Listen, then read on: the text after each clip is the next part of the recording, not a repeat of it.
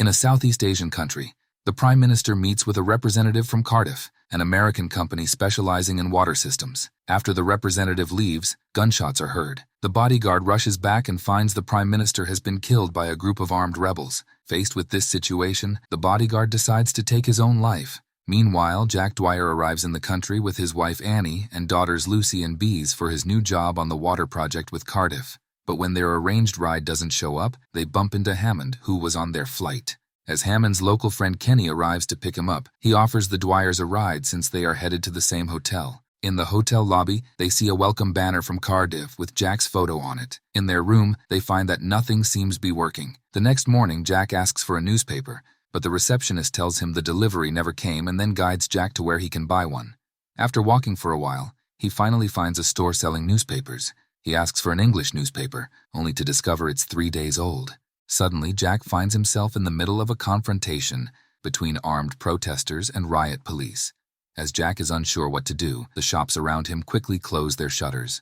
The protesters start to throw rocks at the police, and when a rebel is about to throw a Molotov cocktail, the police open fire and kill him. A violent clash breaks out as Jack starts to run for his life. But rebels are everywhere. He finally manages to find his way back to the hotel where he witnesses Samnung, the leader of the rebels, executing a foreigner.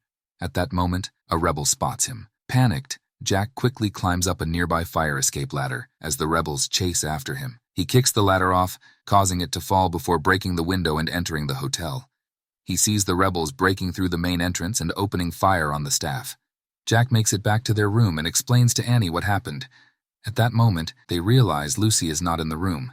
Bees tells them she went to the pool by herself. Jack instructs his wife to lock the door before he leaves to get Lucy. As Annie helps Bees with her shoes, she hears noise in the hallway and tells Bees to go to the bathroom and lock the door. Annie then looks through the peephole and sees that the rebels have broken down the door and killed the people in the room across the hall. Terrified, she uses the couch to barricade the door and tries not to make any sound. Meanwhile, Jack reaches the pool and finds Lucy swimming. Just then, a rebel spots them. Jack immediately grabs a life ring to block the door and then picks up Lucy and runs away as the rebels break the glass. Jack carries Lucy up the stairs with the rebels close behind. Suddenly, a door opens, revealing a rebel right in front of them. In this critical moment, Hammond shows up and attacks the rebels, telling Jack to go to the roof. Jack returns with Lucy and the family then makes their way up to the roof, where they find other surviving guests. At the base of the hotel, hundreds of rebels are gathered, chanting "Blood for water." A hotel staff member explains that the rebels are protesting foreign corporations' control of their water supply. Suddenly, a helicopter appears, making everyone to believe they're being rescued. However, the helicopter is carrying rebels who open fire on the people below. Jack and Annie grab their girls and run for cover as the helicopter becomes entangled in some electrical wires and crashes.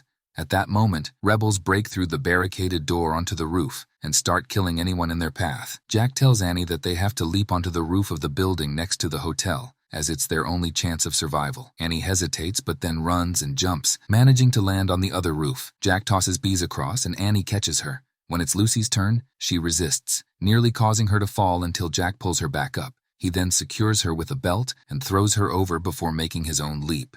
The rebels notice them and open fire, lifting his photo to indicate they will capture him. They make their way inside the building, but the rebels begin attacking it with a tank. Jack quickly finds a hiding spot for his family under a stone slab and moves a dead body in front of their hideout just as the rebels arrive and start killing people. They remain hidden until nightfall. Realizing they need to reach the American embassy, they come out and try to locate the embassy on a map, while Jack notices the rebels running over prisoners on the streets. Suddenly, a rebel spots the family and calls out for the others. Jack tackles him and attempts to silence him, but as the rebel continues to shout, Jack is left with no choice but to kill him.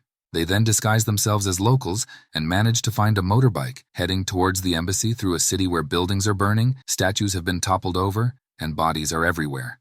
Upon their arrival, they find it heavily barricaded.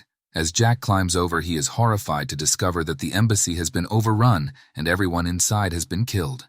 A group of rebels walks out of the building just as it explodes. They spot Jack, who immediately rushes back to his family, and they all run away for their lives. They enter a Buddhist shrine, where the keeper helps them hide in the garden. Soon, the rebels arrive and confront the keeper, pushing him to the ground and starting their search for the Dwyers. Jack notices one rebel has left his gun unguarded, so he attempts to take it. Just as it seems he's about to be caught, Annie exposes herself to draw attention away from him. She is captured, and Samnang slaps her face as Jack grabs a gun and tries to shoot Samnang, only to discover it's unloaded. The rebels restrain Jack and force him to watch as Samnang attempts to assault Annie.